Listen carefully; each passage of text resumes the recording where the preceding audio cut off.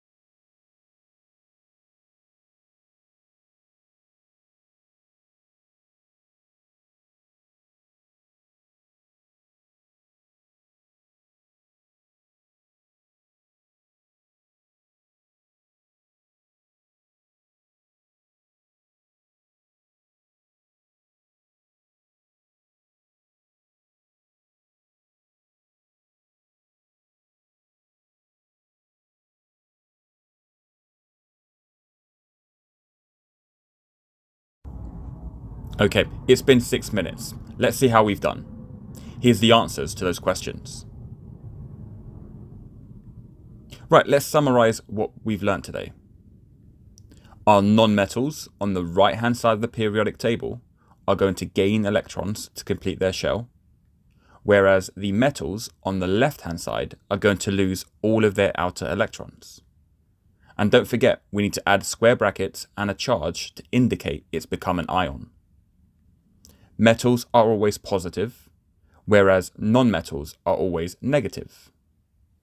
Right, I hope this video has helped. If you have any questions, leave them down below and I'll do my best to get back to you.